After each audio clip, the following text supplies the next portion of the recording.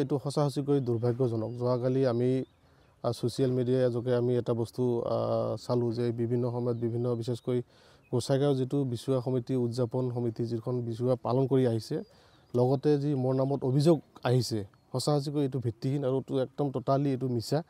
আৰু বিশেষকৈ এইখিনিয়ে কওঁ, কাৰণ এটা বিচুৱা আমাৰ কোচ ৰাজবংশী জনগোষ্ঠীৰ এটা ঐতিহাসিক বা এটা আমাৰ পৰম্পৰা, যি আমি তাতে আমাৰ কোচ ৰাজবংশী জনগোষ্ঠীৰ যি আমাৰ কালচাৰ গোটেইখিনি তাতে জড়িত থাকে, মান সন্মান জড়িত থাকে।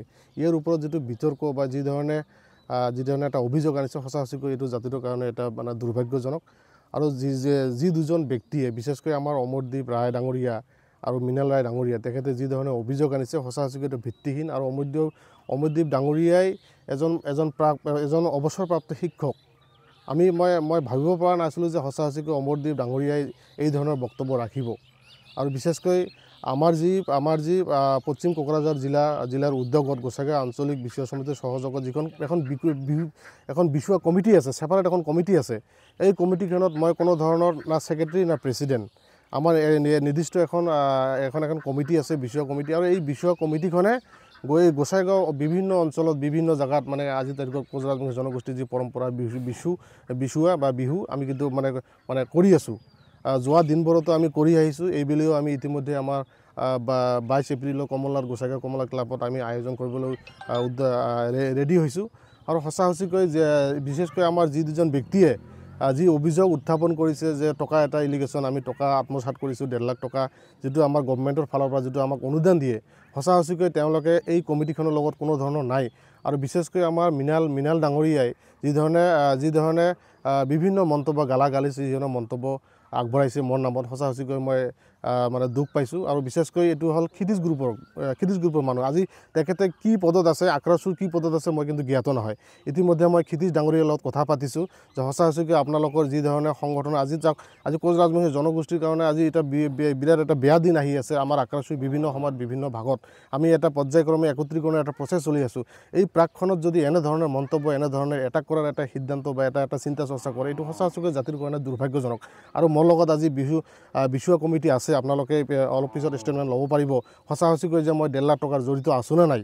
আৰু বিশেষকৈ আজি চাওক, আজি এটা সৰু সুৰা ইছ্যু লৈ আজি যে ৰাইজৰ মাজত যে মোক সেৱা প্ৰতিপন্ন কৰিবলৈ এটা চেষ্টা কৰি আছে, বিশেষকৈ এটা চক্ৰই, এইটো মানে খুবেই এটা মানে দুৰ্ভাগ্যজনক কথা। আৰু বিশেষকৈ মোক যি আমাৰ প্ৰাণে মাৰা এটা ভাবুকিৰ এটা মানে ইতিমধ্যে মই তথ্য লাভ কৰিছোঁ। আৰু বিশেষকৈ আজি মোৰ ঘৰ এটাক আজি মোৰ লগত মোৰ ফেমিলি আজি মানে এটা বিপদে এটা পৰিচালিত হোৱা বুলি এটা মানে অনুমান হৈছে। সেইকাৰণে মই সমগ্ৰ ৰাইজক বস্তুখিনি বিবেচনাৰ কাৰণে মই আহ্বান কৰিছোঁ। অনাগত দিনত যাতে আমাৰ মানুহখিনি, বিশেষকৈ কোচ ৰাজবংশী মানুহখিনি যাতে সজাগ হয়। আৰু মোৰ ৰাইজৰ আজি মই এটাৰ পিছত এটা যি ধৰণে মই বিভিন্ন সময়ত বিভিন্ন কাৰ্যকলাপত যে মই যিটো আৱাজ উঠাই আছোঁ, সেইকাৰণে হয়তো এটা চক্ৰই মোক ধ্বংস কৰাৰ কাৰণে এটা পৰিকল্পনা ৰচিছে বুলি মোৰ অনুভৱ হৈছে। সেইকাৰণে আপোনালোকৰ মিডিয়াৰ যোগেদি মই আমাৰ কোকৰাঝাৰ প্ৰশাসন বিভাগ মই আহ্বান কৰিছোঁ যে মোৰ লগত মোৰ ফেমিলিৰ প্ৰতি যে এটা মানে ভাবুকি আহিছে, এই ক্ষেত্ৰত যাতে মোক অলপ বস্তুখিনি দৃষ্টিগোচৰ কৰে। আৰু বিশেষকৈ যিটো মই এটা বস্তু ক'ব বিচাৰিছোঁ আপোনালোকৰ মিডিয়াৰ যোগেদি, যে মই যদি কোনো কাৰণত যদি মই ইলিগেশ্যনত জড়িত আছোঁ, সঁচাকৈ মোক ৰাজহুৱাভাৱে পানিছমেণ্ট দিয়ক, মই আহ্বান কৰিছোঁ। আৰু বিশেষকৈ 1.5 লাখ টকাৰ যিটো অভিযোগ, এইটো একচুৱেলি এইটো নতুনকৈ নহয়। এইটো কাৰণ ইতিমধ্যে যোৱা বছৰে বিচুৱা হৈছিল, বিচুৱা আজি 1 বছৰ হ'ল।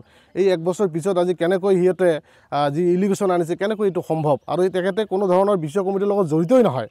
আজি অমৰদ্বীপ ডাঙৰীয়াই, তেখেতে এজন মানে সন্মানীয় ব্যক্তি, তেখেতে আমাৰ যি বিচুৱা কমিটি আছে, বিচুৱা কমিটিৰ লগত কোনো ধৰণৰ তাৰ কোনো লিংক নাই। আৰু বিশেষকৈ দুৰ্ভাগ্যজনক এইটো কথা যে আজি যে মৃণাল ৰায় ডাঙৰীয়া, তেখেতে হ'ল ক্ষিতিজ গোটৰ মানুহ। আজি ক্ষিতিজ গোটৰ মানুহ আৰু মই হ'ল বেলেগ গোটৰ মানুহ। মোৰ জিলা কমিটিয়ে, মোৰ আঞ্চলিক কমিটিয়ে ছেপাৰেটকৈ বিহু যি আমাৰ পাতি আহিছে, আৰু গোটেইখিনি তথ্যৰ ওপৰত গভৰ্ণমেণ্টে আজি পইচা দিছে। আজি যদি আমি পইচাখিনি আত্মসাৎ কৰিলোঁ হয় বা পইচাখিনি যদি আমি নিজে বেলেগ এটা আমি খেলি মেলি কৰিলোঁ হয়, নিশ্চয় গভৰ্ণমেণ্টে আমাক পইচাখিনি নিদিল হয়। নিশ্চয় তথ্য পাতি অকে থকাৰ কাৰণেহে আজি আমাৰ গোসাইগাঁও আঞ্চলিক বিচুৱা সমিতিয়ে 3 বছৰৰ পৰা পইচা পাই আছে। সেইকাৰণে এইটো মানে গভৰ্ণমেণ্টৰ বস্তু, গভৰ্ণমেণ্টে মানে ইনকুৱাৰী কৰিব। এই ক্ষেত্ৰত দেখা গৈছে যে সঁচাকৈ মোক ব্যক্তিগত এটাক কৰাৰ কাৰণে, মোক ধ্বংস কৰাৰ কাৰণে এটা টোটালি এটা পৰিকল্পনা। আৰু সেইকাৰণে মই মিডিয়াৰ যোগেদি পুনৰাই মই আমাৰ অসমৰ মাননীয় মুখ্যমন্ত্ৰী ডাঙৰীয়াক মই আহ্বান কৰিছোঁ যে অতি সোনকালে মোৰ যি প্ৰাণৰ এটা ভাবুকি, লগতে মোৰ পৰিয়ালবৰ্গৰ যি ভাবুকি আহিছে, এই ক্ষেত্ৰত যাতে মোক নিৰাপত্তাৰ ব্যৱস্থা কৰে। আৰু নিশ্চয় মই আমাৰ মোৰ নামত যিটো অপপ্ৰচাৰ চলাই আছে বা মোৰ নামত যি ধৰণে যোৱাকালি অপপ্ৰচাৰ ছ'চিয়েল মিডিয়াৰ যোগে প্ৰকাশ পাইছে, নিশ্চয় মই আইনৰ ওচৰত মই দ্বাৰস্থ হ'ম। নিশ্চয় মই আমাৰ কোৰ্টৰ ওচৰত মই দ্বাৰস্থ হ'ম। আৰু নিশ্চয় এটা বস্তুই ক'ব বিচাৰিছোঁ সমগ্ৰ কোচ ৰাজবংশী জনগোষ্ঠীৰ মানুহক, লগতে আমাৰ যি দলগাঁওবাসী যি ৰাইজ আছে, লোকেল যি ৰাইজ আছে, এইখিনি বস্তু কোনো যাতে ভুল নুবুজে। কাৰণ যোৱা সেই মিটিঙত মোক মাতিছিল, মই ব্যক্তিগত কনচাৰ্ণ দিছিলোঁ যে আপোনালোকে আমাৰ কোচ ৰাজবংশী জনগোষ্ঠী যি আমাৰ পৰম্পৰা বিচুৱা আছে, আপোনালোকে প্ৰত্যেকটো অঞ্চলত কৰিব লাগে। মই কোনো তাতে বাধা দিয়া নাছিলোঁ। আৰু মই ব্যক্তিগত হিচাপত যিখিনি সহায় সহযোগ কৰিব লাগে মই নিশ্চয় কৰিম বুলি মই কনচাৰ্ণ দিছিলোঁ। কিন্তু মই বুজি নাপালোঁ যে সঁচাকৈ যে এটা সৰু বস্তু লৈ যে ইমান এটা মিডিয়াৰ আগত মোক যে এটা সেৱা প্ৰতিপন্ন কৰাৰ কাৰণে চেষ্টা কৰিছে, সঁচাকৈ দুৰ্ভাগ্যজনক। নিশ্চয় ইয়াৰ যে আগন্তুক যি আমাৰ চিন্তা চৰ্চা আছে, মই নিশ্চয় সাংগঠনিকভাৱে চিন্তা কৰিম। আৰু ইতিমধ্যে যিহেতু মৃণাল ৰায় ডাঙৰীয়া তেখেতে ক্ষিতিশ বৰ্মনৰ আজি কি আক্ৰাসু পদত আছে মই জ্ঞাত নহয়। ইতিমধ্যে মই ক্ষিতিশ বৰ্মন ডাঙৰীয়াক যোগাযোগ কৰিছোঁ যে সঁচাকৈ আমি যে এই মুহূৰ্তত যে আমি একত্ৰিত হৈ থাকিব লাগে, একত্ৰিত হৈ বিভিন্ন সময়ত আমাৰ যি জাতীয় ইস্যু আছে, জনজাতিক ধৰি পৃথক ক্ষমতা ৰাজ্য আমাৰ যি সৰু সুৰা যি আমাৰ ইস্যু আছে, নিশ্চয় আমি একত্ৰিতভাৱে আন্দোলনৰ জৰিয়তে আমি কিবা এটা আগবাঢ়ি লৈ যাব লাগে, আমাৰ এটা পজিটিভ চিন্তা কৰিব লাগে। আৰু সমান্তৰালভাৱে মোৰ সন্দেহ হৈছে একচুৱেলি ইয়াতে কোনো তৃতীয় শক্তি জড়িত হৈ আছে বুলি মোৰ এটা অনুভৱ হৈছে। কাৰণ এটা সৰু সুৰা বস্তু, এটা গভৰ্ণমেণ্টে দিয়া বস্তু আজিৰ তাৰিখত মোক যি ধৰণে পাৰ্চনেলি এটাক কৰিব বিচাৰিছে, সঁচাকৈ এইটো এটা জাতিৰ কাৰণে শুভ লক্ষণ নহয়। সেইকাৰণে মই শেষবাৰৰ কাৰণে মই আহ্বান কৰিছোঁ আমাৰ জিলা প্ৰশাসনক যে অতি সোনকালে যি মোৰ লগতে মোৰ ফেমিলিৰ প্ৰতি আজিও মই চালোঁ যে মোৰ ফেমিলি প্ৰতি যি ধৰণে এটাক, আজি মই কিবা কাৰণত ঘৰত নাথাকিলে মোৰ ফেমিলি যাতে সুৰক্ষিত থাকে, কোনো ধৰণৰ যাতে কোনো ক্ষয়ক্ষতি আজি নতুনকৈ নহয়। আমি ইতিমধ্যে গভৰ্ণমেণ্টৰ ফালৰ পৰা 3 বছৰ আমি পইচা পাইছোঁ। আজি গভৰ্ণমেণ্টৰ যিখিনি অনুদান আছে, আজি বিশেষকৈ আমাৰ যিটো আক্ৰাসু টীমে আজি বিগত 6-7 বছৰৰ পৰা আমি ৰানিং একেৰাহে কৰি আছোঁ। আৰু আমাৰ যি কমিটি আছে, আমাৰ কমিটিৰ লগত এই যিসকল ব্যক্তি ইলিগেশ্যন আনিছে তেওঁৰ লগত কোনো জড়িত নাই। আৰু সঁচাকৈ দুৰ্ভাগ্যজনক এইটো ক'ব বিচাৰিম যে আজি এটা কমিটি থকা স্বত্তেও আজি কেনেকৈ সিহঁতে আমাৰ ইলিগেশ্যনটো উত্থাপন কৰিব পাৰে, কাৰণ তেওঁলোকে কোনো ধৰণৰ আমাৰ কমিটিখনত জড়িতই নাই। আৰু মই এনেকুৱা নহয় যে বিচৰা ক'ত বা কৰিব নালাগে, মই কোনো ধৰণৰ ডিমত বা কোনো ধৰণৰ মই নেগেটিভ মন্তব্য দিয়া নাই। মই এটা বস্তুৱে আহ্বান কৰিছিলোঁ যে আমাৰ কোচ ৰাজবংশী জনগোষ্ঠীৰ যে পৰম্পৰা বিচুৱা আছে গোটেই অঞ্চলতে হ'ব লাগে আমাৰ, কাৰণ এইটো এটা আমাৰ সংগ্ৰাম।